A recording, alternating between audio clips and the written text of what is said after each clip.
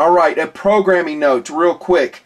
I don't know what the future holds, but right now I'm having a hard time uploading to UGETube. Yeah, they have technical issues over there. I've tried uploading a bunch of videos. They're not working. I haven't given up. I'm going to circle back, but that's why I don't talk about it too much anymore. Doesn't really matter because most guys want to stay in YouTube, even for gun reviews. Hey, that's what the way they voted. They did. I mean, very, very, very few came over to YouTube. I hope that changes in the future. We'll see. But that is a programming note as of now, all subject to change. Yes, I'm in other platforms too, and they've done even worse. Rumble, BitChute, they did horrible. So if you're saying, you know, go there, honestly, to be honest, any platform I go to will fail. Probably because I'm there. No, it just, people won't migrate. They won't. They're used to YouTube. They won't. So I know a lot of people have suggestions. Go over here, go over here. I can't. It's not a flock of birds. TNPers who watch the gun reviews and all of my videos, all my various content, they don't turn in motion and we all fall over. They trickle over. And the elite do. Most guys don't know about it. They're not paying attention. They're busy in their life. They stay right here on YouTube. That's why I keep using it, in case you're wondering. Okay, enough said, enough said.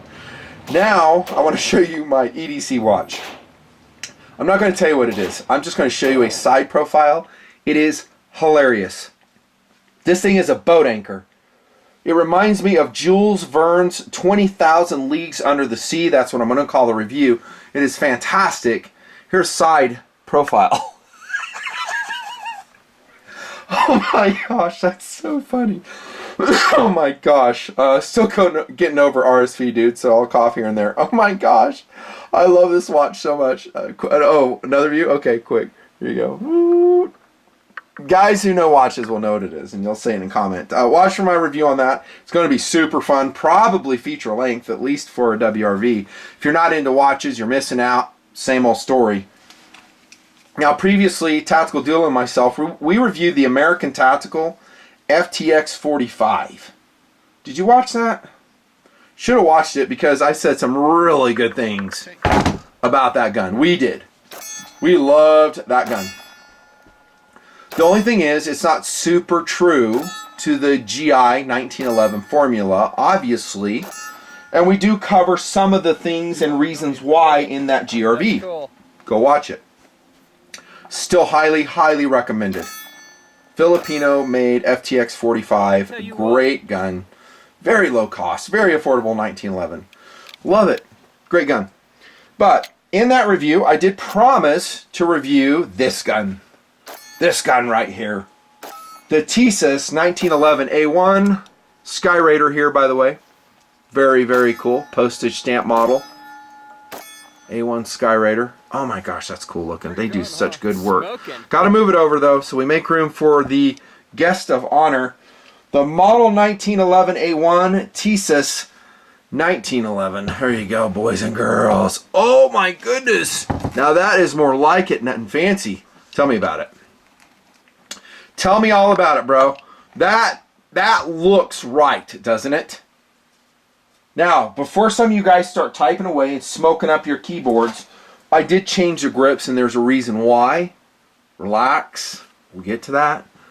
I had these ergo grips in my gun parts bin, and this is why I buy extra gun parts. And I said, well, let me just throw those on, and oh my gosh, do they fit good, and they look great. It's monochromatic parkerization color. We'll call it that. It's really kind of an olive drab. It's a parkerization color. Like that green parkerization, which I've always raved about. Oh my gosh, so I love green parkerization. This is not really parkerized. I believe it's Cerakoted to mimic that finish. But you can tell, TNPers, that it looks pretty sick, right? So where the FTX went wrong, I guess, in some people's minds, I mean, I kind of give it a pass, is in its authenticity. Its approach to look like a GI 1911 circa, I don't know, World War II. So, great gun, but it has some departures from that formula, right? It also has a lot of similarities to it as well, and similarities to this gun right here. But, and they do make other 1911s, Tisas, whatever the hell they call it. I'll just call it Tisas. Tisas makes some other 1911s. You could probably look those up. I think they're all, just like this one, forged. Forged frame, forged slide, forged barrel. I think the barrel's forged. For a very low price. Thank you to Gunny's, the Great American Gun Store. Round of applause, boys and girls of the project. Thank you. Gunny's. Go say hello to Gunny's. Tell them thank you for supporting the Nut and Fancy project with loaner guns like this one. I check it out via 4473. If I really, really, really, really like it, if I have some money, maybe I purchase it as a cast member. Just like this one. I bought this one. Yeah, and here you can see it's functioning as a cast member. It's a comparison. I have it in person. That's the best. Thank you to Gunny's. Much appreciated. Yeah, so they do other formulas of it. This would be probably, if not my most favorite, one of my favorites. Now, in this review, TD and I have a discussion about how, and this will apply to this gun too, about how this is for both these guns, more so this one since it's more authentic looking, that it's fulfilling that need of guys who really, really wanted a genuine 1911 war version, but they've gone up in price. Some of them are in such bad condition, they're hard to find. So there's a pent-up demand for all things World War II. We had that discussion. Everything's gone up. M1 carbines, M1 Garands, 1903s, all the German stuff has gone way up if you can find it. People are just on a warpath of acquisition for the stuff. And here we have this model, Turkish produced, to an apparent very high quality level at a price you can afford. We'll call it around, I hate saying on camera, but I'll do it here, around $450. You heard right, around $450 for a forged 1911. This one was has MIMmed parts in it. Still love it. I'm not going to get in that big discussion. I did that a lot back in 2009. Go look those videos up. They're still out there. The people were ranting back then, blowing their minds out. Crazy. Yeah, so that is an incredible value. So how much would you have to spend on an authentic World War II 1911, especially if it was in good condition? Holy cow. Thousands? I haven't even looked. TD knows more about that than I do. I don't know. Where is TD? I didn't want to help. I asked him. I was like, hey, you want to help review that Tisas? He's like, no. He doesn't have my work ethic. Never has. Hope he gets it one day, but it ain't there yet. Oh, father's rants. What are you going to do? Okay, so philosophy of use would be a pseudo collectible piece, right? Something that you could pair up with your Garand, with your M1 carbine, and really make them look good. Maybe you have some type of display cabinet, of which I mentioned in this review. Boy, this one looks so cool. Now, you might want to switch out the grips in and make it more GI-ish. Okay? You might want to do that. But other than that, looks cool. Also, just a fun shooter. I bet there's people walking into gun stores and maybe their dad, their grandfather had a 1911. I probably think they already have other handguns and they're just saying, hey, I want to add a 1911 to the mix. They pick up this one. Maybe they saw Saving Private Ryan, Band of Brothers, and they go, I really want a World War II style 1911. It doesn't cost that much, and they get this gun. And they go and shoot it just for fun. So there's your second POU. Just a fun gun. Defensive piece, yeah, absolutely. But, you know, primary gun piece. Go watch my philosophy of use video on the 1911s posted back in, I don't know, 2001. It shoots great. A long time ago. It hasn't changed. They're not warfighting pieces for me. For most TNPers, especially in my donation community, those guys are awesome. I don't see too many voices in my Patreon community that say, hey, I'm going to use my 1911 as a go-to-war gun. They're like me. It's just a fun gun. It's fun to collect. We like it. But, you know, in a pinch, I can absolutely put it in a defensive philosophy of use, but not so much. Carry piece, hell no. 39 ounces, hell no. That's steel, dude. It's way too heavy. That's unloaded. Yeah, competition 1911, no. No. Those guys are using every trick in the book, all the speed features that you can get. This is just a basic GI formulation onto features we go. I talked about the finishing on this. Let's look at it. The camera's doing a really good job picking up the color.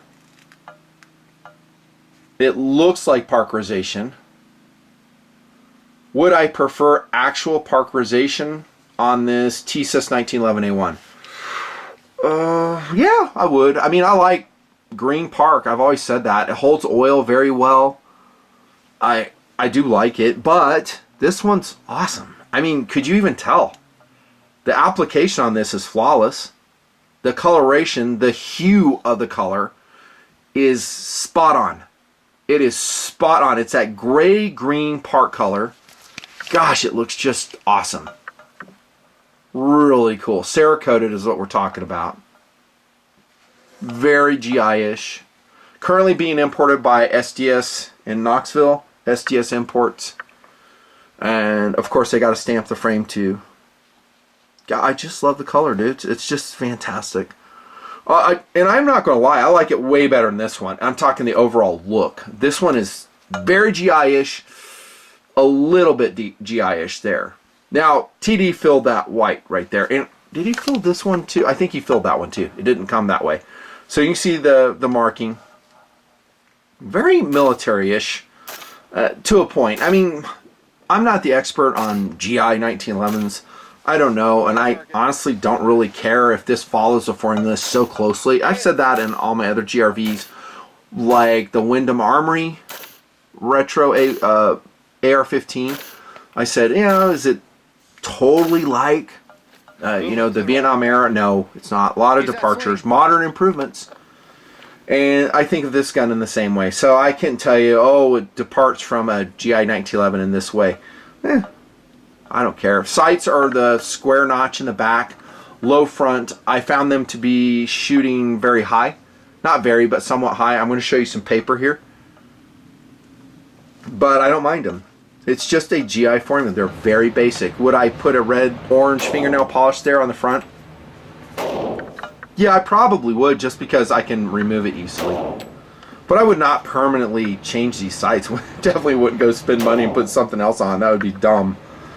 No, Serrated Hammer, very GI-ish. There's probably different variations that guys are talking about all the time.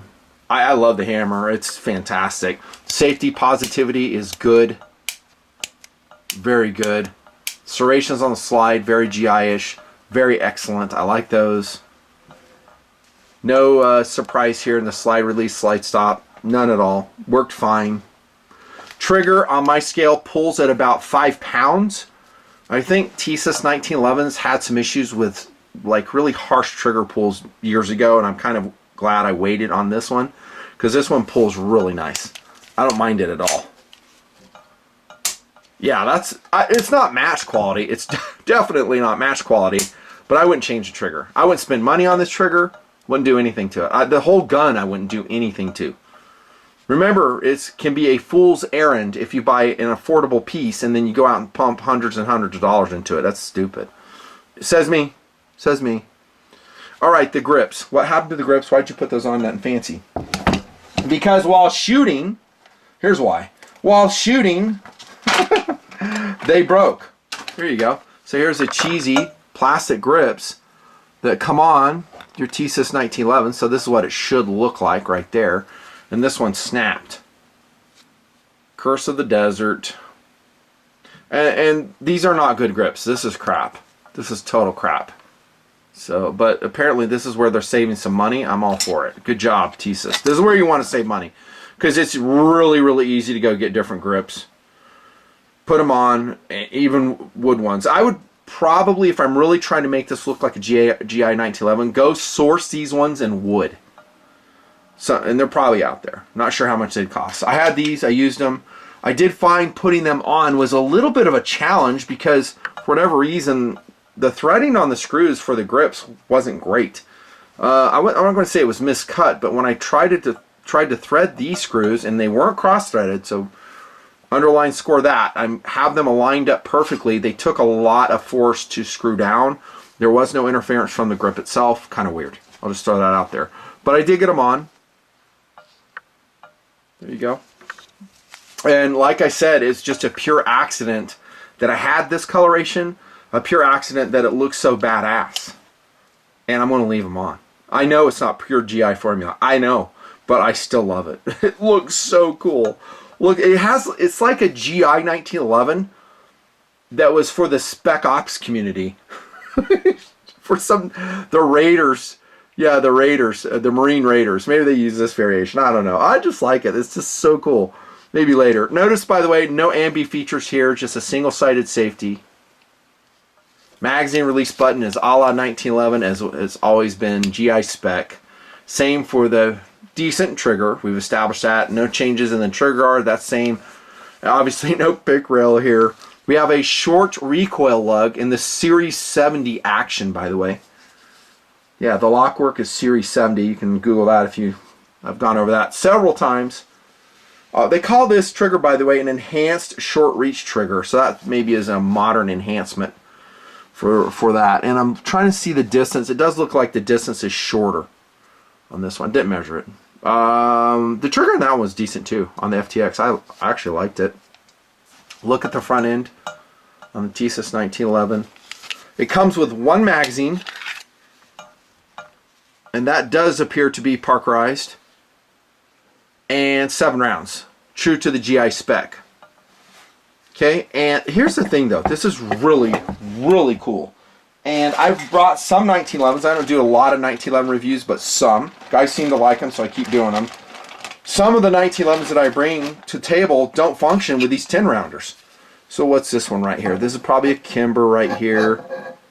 Here's a Chip McCormick 8-round, not a 10-round, power mag. And the Tisas functioned with all of these, 100%. We didn't have any issues. How amazing is that? There's another Chip McCormick, I think. So how do I, by the way, this is how I do the 1911 magazines. I just grab my bag. I don't plan in any way, shape, or form. This looks like a Smith mag right here. No, it's a Remington. Remington. Worked with that one. Worked with all these mags. It is just 100%. So that's, here you have a value GI spec 1911 running way better than a real GI 1911. I did shoot some of those in the 70s and 80s, and I had bad experiences with all of them. They were jamming like crazy. Not so much this one. Some beveling in the magazine well. We've got a lanyard hook there. Standard 1911 takedown. There's your features on it. Great looking pistol. How did it shoot? I had one failure to go into battery somewhere along the way, and that was it. Let that sink in. The gun costs $450, thereabouts. Go to Gunny's, the Great American Gun Store. At least give them a chance. If not, buy local, whatever you want to do. I don't care. Dude, yeah, it was like 100% reliable, except for that. That's incredible. Look at this accuracy. Tisas 1911 A1 Army. Holy shit! Sorry for the cussing. What? Dude, I was like, what? You can see where I'm talking it's shooting a little bit high. I said a lot high. It's not. It's like an inch high. Well, I'm at 7 yards. So this isn't 25 yards. I can't shoot this good at 25 yards. No way. I'd open up to about 3-4 inches if I'm lucky. Dude, look at that. Here's what I write. Superbly accurate. 100% with all mags. We just talked about that. It's just cool. I've been raving about that. Shoots a bit high. Look at that group. Boom. Boom. POA is point of aim. Boom. Look at the... Dude. I'm going to say superbly accurate. The Tisas 1911. This one was accurate too, but like really accurate. I think this one is even more so. I was blown away, dude. We were blown away. The crew and I were like, are we seeing this right? Yeah. It's just fantastic. 100% reliable, other than that one issue. Supremely accurate. It's low cost. I think it looks fabulous. It has most of the GI features. To an untrained eye, they would think this came out of World War II, especially if you put some wear on it. You might want to just play with them. It's like, yeah, this is my granddad's pistol. He was in Iwo Jima. What? That is so cool. Yeah, It is pretty cool. Pretty cool. Don't have these grips on there when you're telling them that story, though. That lie. It's just a little bit of a lie. There you go. Oh, by the way, I forgot to mention too. This too, I think it was melted pretty good too, and that there's no sharp edges on this GI 1911 A1 Army. I think is what the Tisas is calling it. Would I buy it? Oh, it's a no-brainer, dude. No-brainer. Absolutely, I would. Highly, highly recommended this gun. Over the FTX, would I buy it? Yes, I would. And I think we said that in this review. We really like this gun. It's awesome. But TD and I and this family, we do like World War II stuff. They shoot about the same. This one has some more modern enhancements. The grips on these are fantastic. Arched mainspring housing. This one is too. I forgot to show you this. So they're very similar in that fashion. And a la GI, smooth front strap, just like this one. I still love this gun. Still recommend it. I'm not going to change anything. But maybe because of the looks, the superb accuracy, I'd go with the Tisas. Absolutely. It's fantastic. Highly recommended. Let me know if you get one and comment. Come back. Tell me how you like it, how much you paid for it, and we can learn from your experiences too. We're going to say goodbye to our beautiful 1 to 110 scale A1 Sky Raider. Man, that's a cool plane. Couple cool patches on the table, and I think this is a Spyderco Amalgam out of production. I think I did review it. I don't know if I posted it because it just was gone in a blink of an eye. So you can find them on the secondary market, but they don't produce it anymore. It's sad because it's a cool knife. I thought there was some criticism on it. Watch that review. Nothing fancy.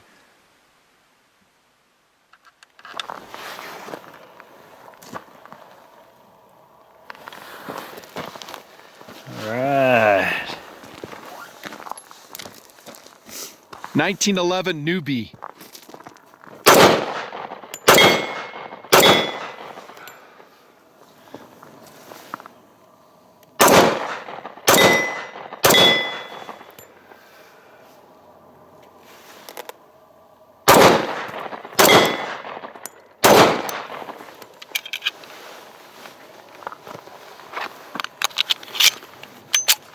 It looks awesome.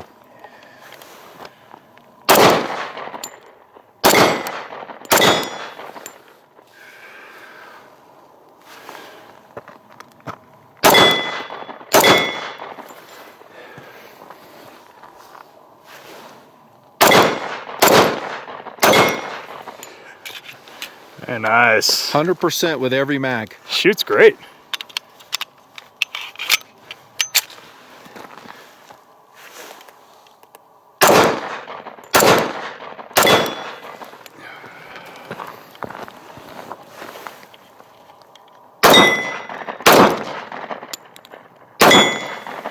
Oop. There's one stoppage. That's with its stock mag, by the way. Slam it, push it forward. It looked like it just didn't go into battery. And reload it. It's the last shot. Close it. Just close the slide and see if it. All right. Just needed a few hits. Curse of the mountains, not the desert. There it is. Works.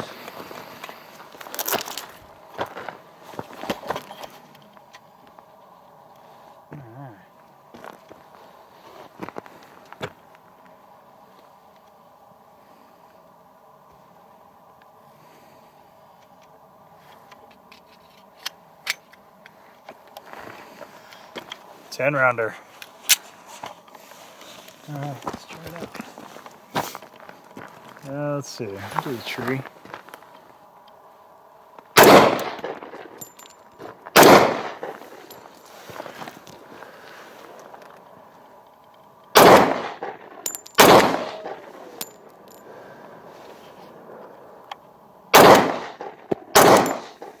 That's cool.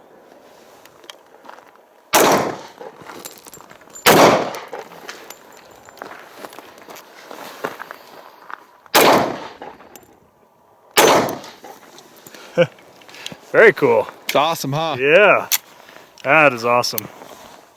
Would you buy it? It's pretty inexpensive. Yeah, the price is right. I mean, I'm thinking what, maybe 650? Lower. Really? It's like 4-ish. 4-ish. It's like Yeah, 450 or something. I'd have to look again, but Oh, it's totally. really affordable. Oh, It's yeah, made in totally. Turkey. Yeah. It's made by that same company, Tisas. Yeah, that's awesome. Isn't that great looking? Yeah, dude, it's so cool. I love that coloring on it. It's so cool. I think that's the coolest finish on any 1911 I've tested. Yep. Just because I love the old school green park. Yeah. I think that's just like a greenish gray Cerakote. That is awesome. It really does look very cool. I'd put real wood grips on it, call it good. Mm-hmm. Leave the trigger just as it is. Oh yeah, yeah, trigger's fine. I'd probably paint that front sight. Paint the front sight. I was just about to say, yeah, I think it was hard to pick up against the rocks in the low light. Yeah. So, yep. Awesome. But Good very shooting, cool. bro. Fun to shoot. Yeah, way fun. Yeah.